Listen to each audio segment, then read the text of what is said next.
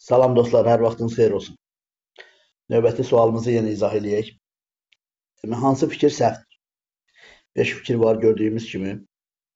Bu sual nəzərdə tutulub blok imtahanına gedən abituriyentlər üçün və yaxud müəllimlərin işə qəbul imtahanına hazırlaşan əməkdaşlar, yoldaşlar üçün. Nəzərə alaq ki, sual yetərincə diqqət tələb edən sualdır. Qeyri-müəyyən təsirlik halda olan söz insan anlayışı bildirdikdə nə sualına cavab verir? A variantında. Bilirik ki, qeyri-müəyyən hallar ümumiyyətlə nə sualına cavab verir. Məsələn, nümunə deyirik ki, məsələn, bu kurs abituriyent hazırlayır. Kurs nə hazırlayır? Abituriyent. Abituriyent insan anlayışı bildirən sözdür, amma nə sualına cavab verir. Ona görə birinci A variantında deyilən fikir doğru fikirdir. Bizdə səhv fikir lazımdır. B variantında adlı halda isim cümlədə müxtəlif cümlə özü vəzifəsində işlənə bilər. Bəli, bu bəlli məsələdir. Sadəcə olaraq bonus bir cavabdır.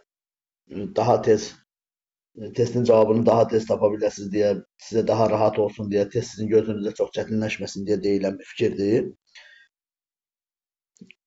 Ona görə B variantında çıxırıq. Bu da cavabımız ola bilməz. Lalə müəllimi təbrik etdi cümləsini iki cür sintaktik təhlil eləmək olar. Bəli, bu belədir. Təbrik etdi xəbər. Kim? Lalə. Kimi təbrik etdi? Müəllimi. Cümlə ibarət olar mübtəda, tamamlıq və xəbərdən. Bir də kimsə Lalə müəllimi təbrik edər. Təbrik etdi kimi? Lalə müəllimi. Bu da cümlənin tamamlığı olar, bir də xəbəri olar, mübtədası olmaz. Mübtədası ixtisar olmuş. Demək, testimizin cavabı C variantında deyil.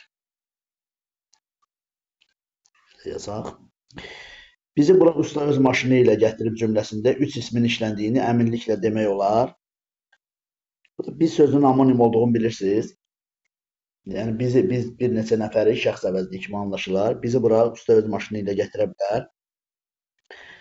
Bir də hər hansı bir bizi, aləti, əmək alətini, ayaqqabı bizini bura usta öz maşını ilə gətirə bilər. Ona görə burada nəzərə alsaq ki, bu cümlədə maşın sözü, usta sözü, bir də biz sözü isim kimi anlaşıla bilər. Amma biz sözü şəxs əvəzliyi kimi başa düşülsə, 3 ismin işləndiyini əminliklə demək olmaz. Testimizin cavabı olacaq. Demək, D variantı.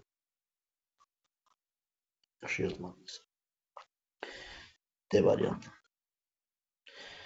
Dağ məni özünə cəlb etdiyi üçün bir də dönüb baxdım. Cümləsinin ilk sözünü iki mənada başa düşə bilərik.